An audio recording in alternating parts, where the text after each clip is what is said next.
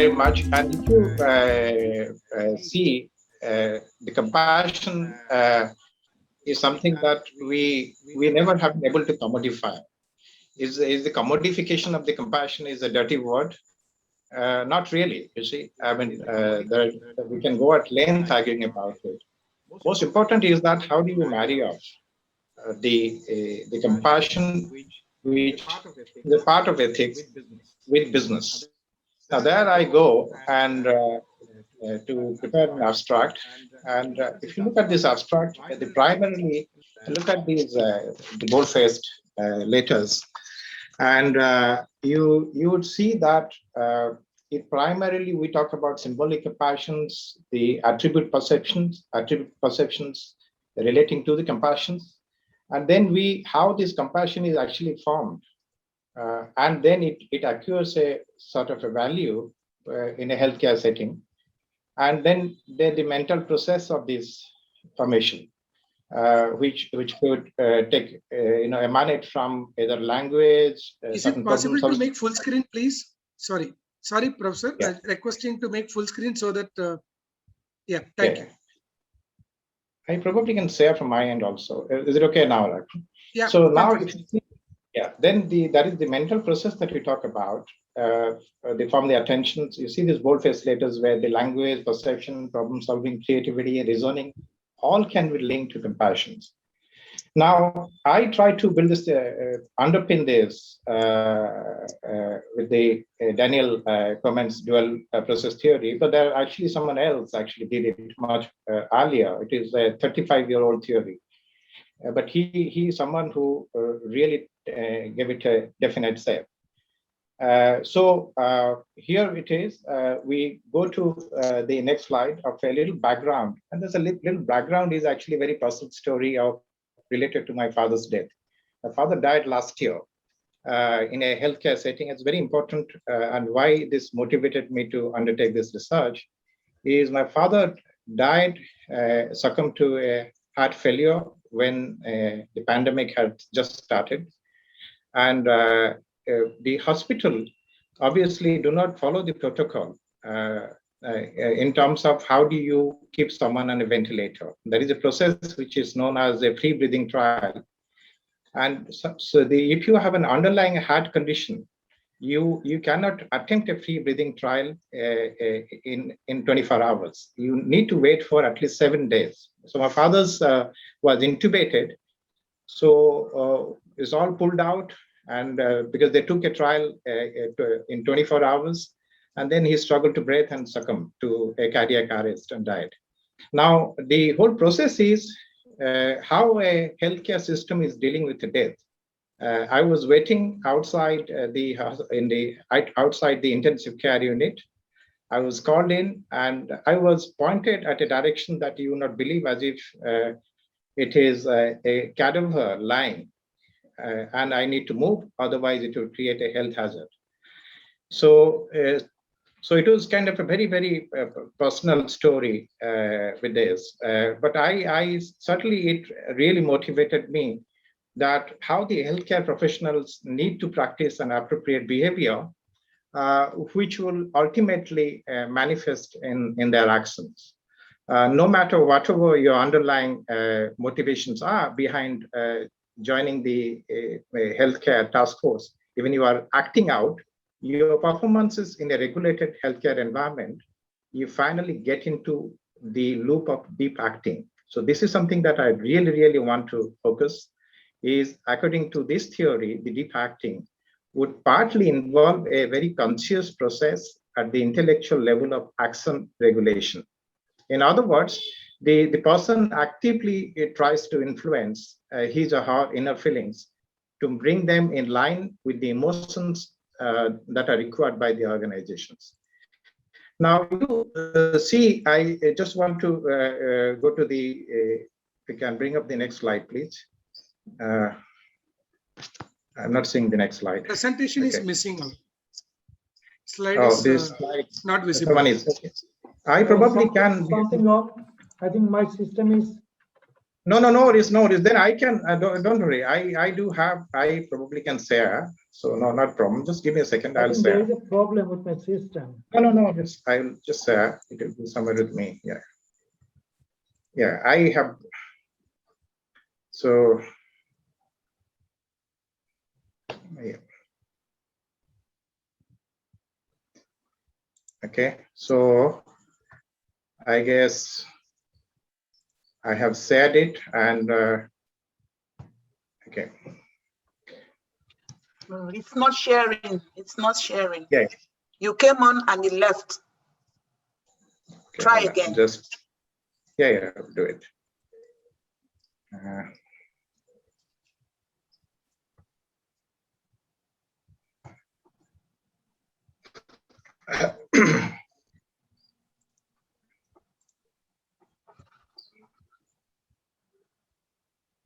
It's done, I guess. Yeah.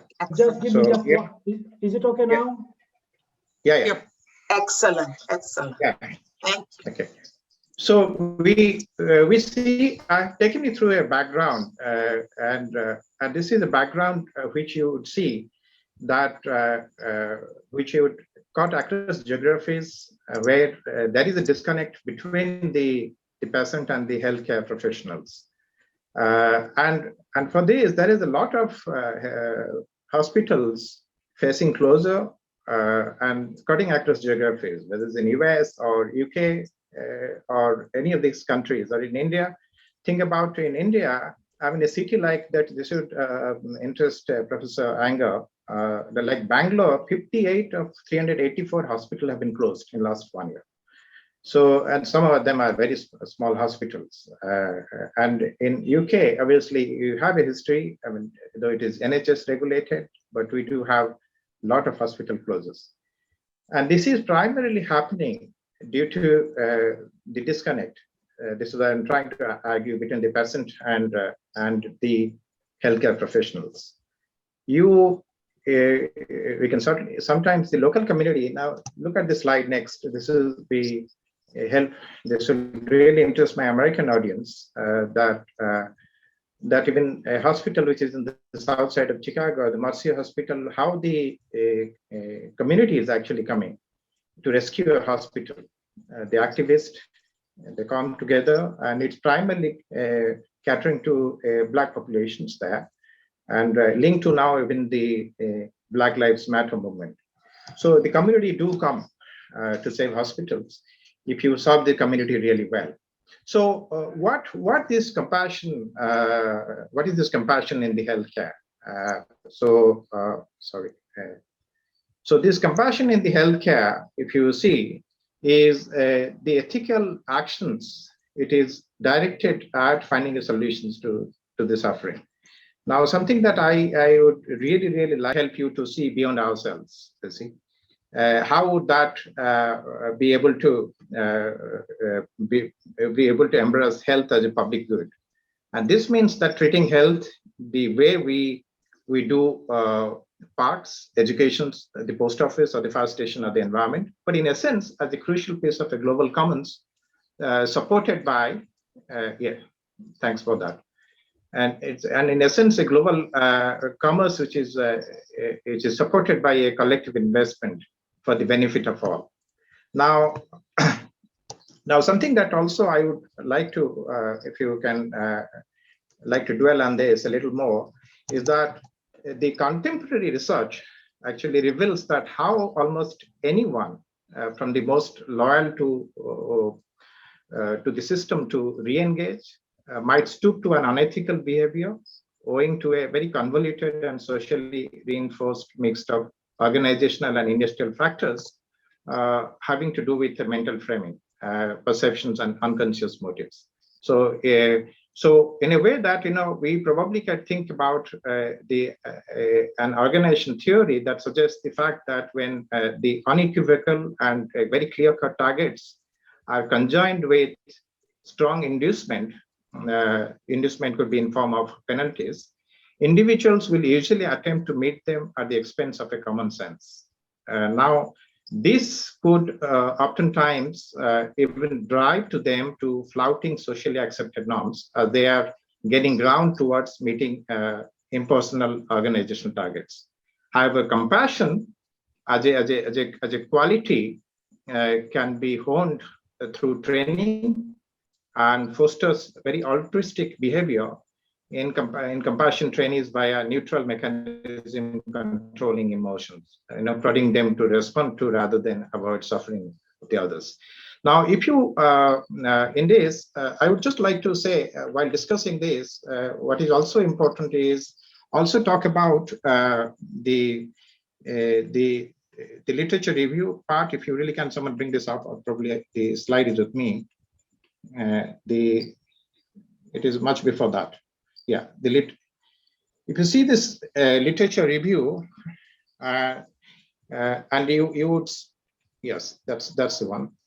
Let me see. Yeah.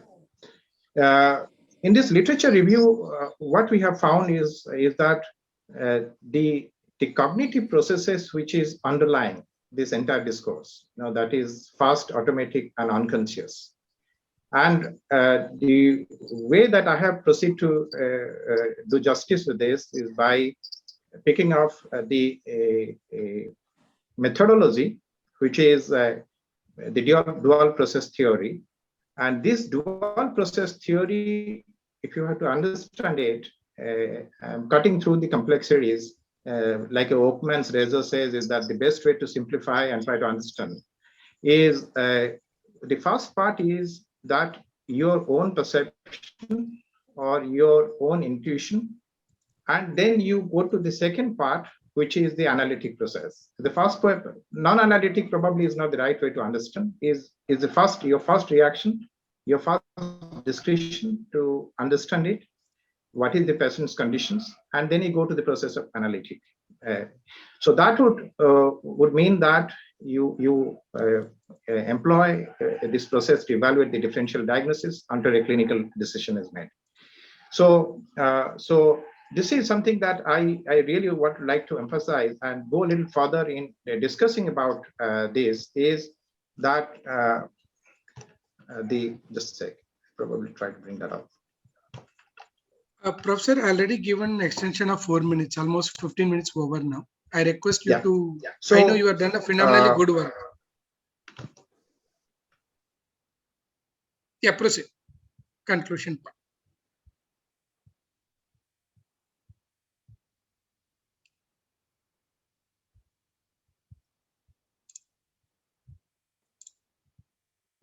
Sir, I think you have network issues. Professor Sarat, is it audible?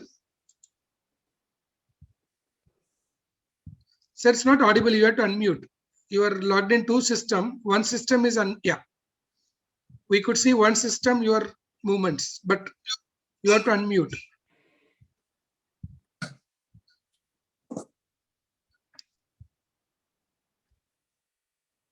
Sir, you have to unmute. Please unmute. Just a second. Yeah, it's done now. Yeah. Sure.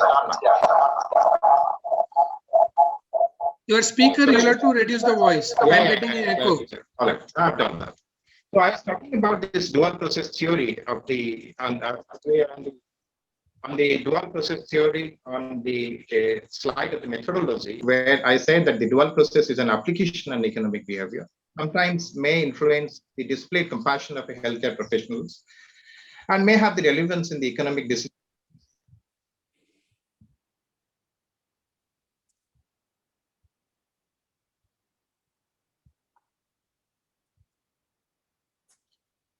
Sir, some network issues. Again, we couldn't listen.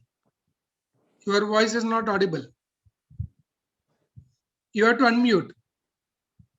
You are logged in two systems, so both the systems are muted now.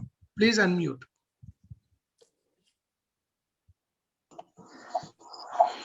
Sorry about that. It's just about a lot of glitches. Yeah, now it's audible. Yes. Aha. Can you conclude, please? So, yeah, it is. So the dual process I was talking about, we are in the slide of the methodology, but there's a little part of that I'll quickly go through and run through my remaining slides, where we are talking about the decision making of the healthcare professionals calls into the action of the both automatic and a very controlled processes but also this relies on the healthcare worker and the situation and given an individual's experiences and the current situations, the decision process may differ. Now, dual process theory to explains a very different source of behavioral heterogeneity in the economics linking to any of the application areas, such as the healthcare industry. And this heterogeneity actually traces its provenance to differences in the taste, rationality, while the dual processes theory suggests are the necessary considerations, which processes are automated and how these different processes may also interact with within a decision making, such as in the space of healthcare. Now, taking the fact into the account, there's these two decision making. One, you are thinking; the other one, the second part of your dual processing theory, you are rationalizing or analyzing. So these two decision processes with differing goals, one is more likely to be beneficial in a particular situation. So to provide an example, a healthcare professional is presented with a decision involving a selfish but a very rational motive and a social motive. And depending on the healthcare professional, one of the motives will be more attractive than the other, but depending on the situation, the preference for one motive or the other may change. Now, employing this dual process theory, it is important to recognize whether one motive is more automatic and the other.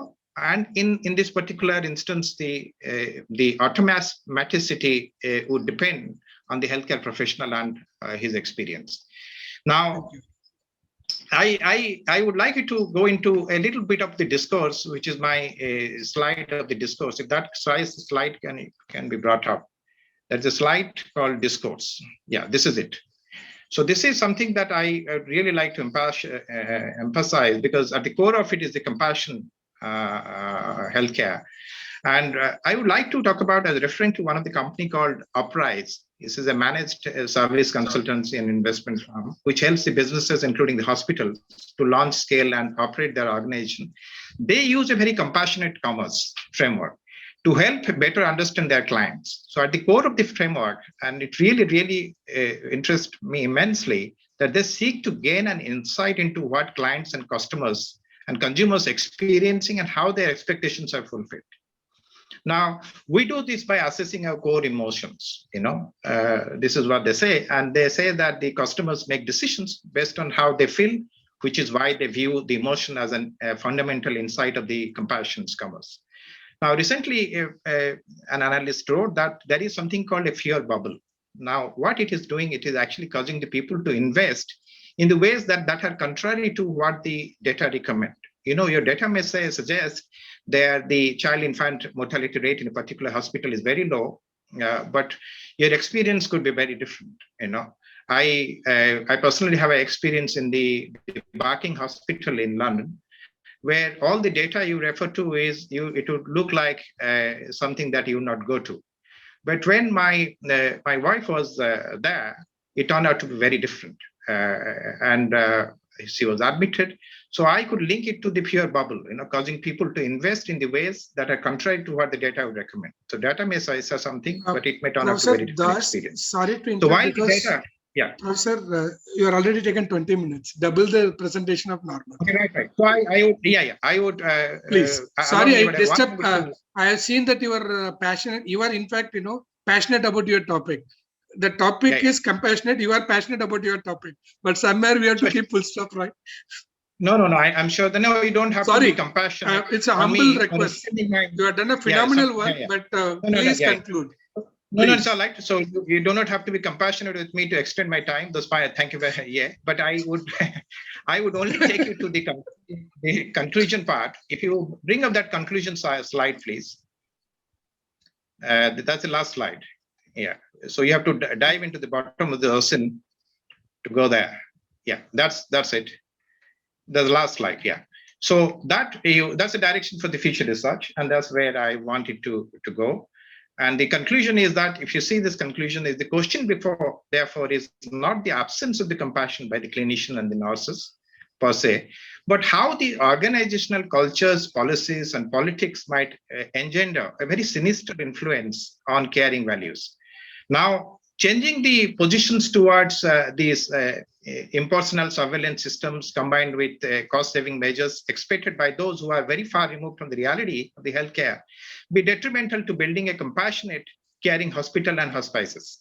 So in other words, the code of the ethics, along with this long drawn-out socialization process into this gold standard and values of the profession, might be a very awful task, to abide by when the resources are crunched, and the universal standards and the values that need to be deliberated upon. So hence, the policies must mirror this reality to steer clear of these very infelicitous outcomes and their reverberations at the lack of compassion in the health services. That is very antithetical to the gold standard of care. So this is what my conclusion is. And thank you very much, Professor Sanmiras, and my sincere apology for the technical glitches. And thanks, I survived. I am not electrocuted, despite being so badly. Thank you.